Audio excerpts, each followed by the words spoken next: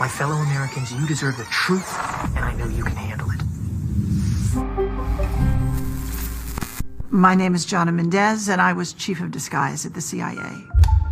One of the things that was going on when I was chief of disguise was an enormous research program into the new advanced disguise system. It was basically the masks that everybody always wondered if we used masks, and this was the beginning. This is a series of photographs of when I met George H.W. Bush in the Oval Office and revealed to him that I was briefing him wearing a mask.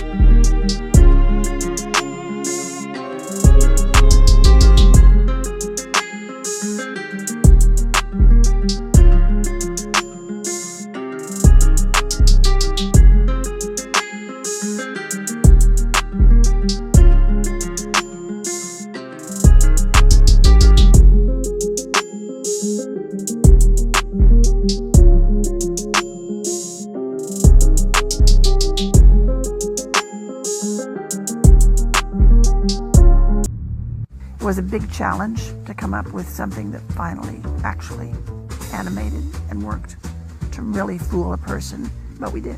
They learned the art. We actually brought Hollywood back into our labs at one point to look at what we had done, and they were stunned. They're absolutely stunned. Congratulations. My husband was Tony Mendez, and he was played by Ben Affleck in the movie called Argo. Aliens and robots? Yes, sir. You're telling me that there is a movie company in Hollywood right now that is funded by the CIA? Yes, sir. Are there many actors in Hollywood who also moonlight as agents, do you think? I think there are probably quite a few, yes. I think probably Hollywood is full of CIA agents, and we just don't know it. And I wouldn't be surprised at all to discover that, this was extremely common. Tony, they didn't mention it in the movie, but Tony had deep connections to Hollywood, to the tradespeople out in LA that did a lot of things we were interested in doing. Special effects people, makeup people. Tony was chief of disguise 10 years before I was chief of disguise. And so he passed on some of his expertise to me. But he had a particular interest in the magic industry out in LA. Not so much the magicians on the stage, but the people that were working behind the scenes to make that magic happen. So we went to LA and we posed some questions to them.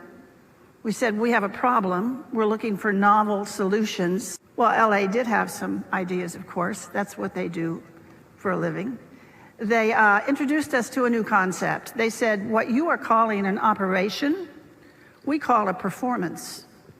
That's what we do. We put on performances. And before we start working on that performance, we have to define the stage that the performance is going to take place on. Then you have to know who your audience is. Who are you playing to? Who are you trying to fool? Once you assemble those two pieces, you can pretty much choose the time and choose the place and simply overwhelm them with your performance. Then they showed us some tools that they used. The one that really caught our eye is what's called a stunt double mask. You all know how they're used. When the movie star is so famous or so good looking that they can't risk damaging him, we liked the idea of stunt double masks. They're quick on, they're quick off, they dramatically change your appearance, and we started using them and found them to be valuable to our operations. But that audience piece of it did not allow you to get close enough to one of those masks before the illusion fell apart and you saw it was a mask. So we went back to our disguise labs out at Langley, and we invented a whole new genre of masks.